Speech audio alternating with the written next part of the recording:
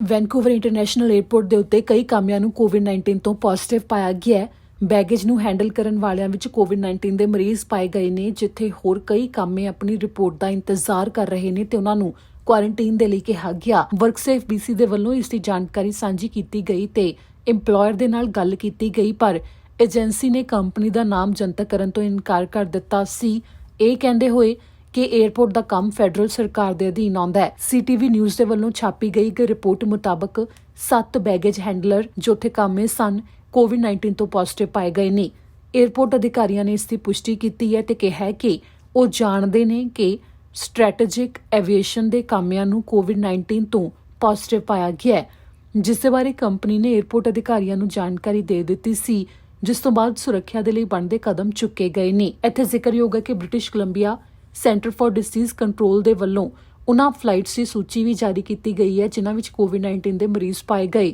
ਜਿਸ ਦੇ ਵਿੱਚ ਜੋ ਫਲਾਈਟਸ ਸ਼ਾਮਲ ਨੇ ਉਹਨਾਂ ਦੇ ਵਿੱਚ ਜੋ ਤਾਜ਼ਾ 에ਅਰ ਕੈਨੇਡਾ ਦੀ ਫਲਾਈਟ ਵਿੱਚ ਕੋਵਿਡ-19 ਦਾ ਮਰੀਜ਼ ਪਾਇਆ ਗਿਆ ਉਹ ਫਲਾਈਟ ਨੰਬਰ 551 ਸੀ, ਜੋ 10 ਦਸੰਬਰ ਨੂੰ ਲਾਸ ਐਂਜਲਸ ਤੋਂ ਵੈਨਕੂਵਰ ਪਹੁੰਚੀ। ਤਾਂ ਉੱਥੇ ਹੀ 4 ਦਸੰਬਰ ਨੂੰ 에ਅਰ ਇੰਡੀਆ ਦੀ ਫਲਾਈਟ ਨੰਬਰ 185 ਦੇ ਵਿੱਚ ਕੋਵਿਡ-19 ਦਾ ਮਰੀਜ਼ ਪਾਏ ਜਾਣ ਦੀ ਗੱਲ ਕਹੀ ਗਈ ਹੈ, ਜੋ ਕਿ ਦਿੱਲੀ ਤੋਂ ਵੈਨਕੂਵਰ ਪਹੁੰਚੀ। ਤੇ 에ਅਰ ਕੈਨੇਡਾ ਦੀ ਫਲਾਈਟ ਨੰਬਰ 44 ਜੋ ਕਿ ਨਵੰਬਰ 27 ਨੂੰ ਵੈਨਕੂਵਰ ਤੋਂ ਦਿੱਲੀ ਗਈ ਸੀ, ਉਸ ਦੇ ਵਿੱਚ ਵੀ ਕੋਵਿਡ-19 ਦੇ ਮਰੀਜ਼ ਪਾਏ ਗਏ ਸਨ। ਇਸ ਤੋਂ ਪਹਿਲਾਂ ਜੋ ਫਲਾਈਟਸ ਦੇ ਬਾਰੇ ਤੇ ਨਾਲ ਹੀ ਕੋਵਿਡ-19 ਦੇ ਮਰੀਜ਼ਾਂ ਦੇ ਫਲਾਈਟਸ ਵਿੱਚ ਪਾਏ ਜਾਣ ਦੇ ਬਾਰੇ ਜੋ ਜਾਣਕਾਰੀ ਹੈ ਉਹ ਪੂਰੀ ਸੂਚੀ British Columbia Centre for Disease Control ਦੇ ਵੱਲੋਂ ਆਪਣੀ ਵੈਬਸਾਈਟ ਦੇ ਉੱਤੇ ਜਾਰੀ ਕੀਤੀ ਹੋਈ ਹੈ, ਜਿੱਥੇ ਤੁਸੀਂ ਦੇਖ ਸਕਦੇ ਹੋ, ਜਿਸ ਦੇ ਵਿੱਚ ਡੋਮੈਸਟਿਕ ਫਲਾਈਟਸ ਦੀ ਸੂਚੀ ਵੀ ਸ਼ਾਮਲ ਹੈ।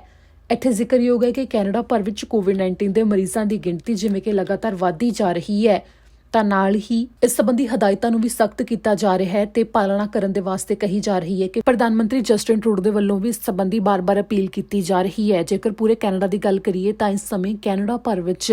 4,55,000 ਦੇ ਕਰੀਬ ਕੋਵਿਡ-19 ਦੇ ਮਾਮਲੇ ਸਾਹਮਣੇ ਆ ਚੁੱਕੇ ਨੇ, ਜਿਨ੍ਹਾਂ ਵਿੱਚੋਂ 3,68,000 ਠੀਕ ਵੀ ਹੋ ਚੁੱਕੇ ਨੇ ਤੇ 13,350 ਮੌਤਾਂ ਹੋਈਆਂ ਨੇ। ਜੇ ਦੁਨੀਆ ਭਰ ਦੇ ਵਿੱਚ ਕੋਵਿਡ-19 ਦੇ ਮਾਮਲਿਆਂ ਦੀ ਗੱਲ ਕਰੀਏ ਤਾਂ 71.6 ਮਿਲੀਅਨ ਹੁਣ ਤੱਕ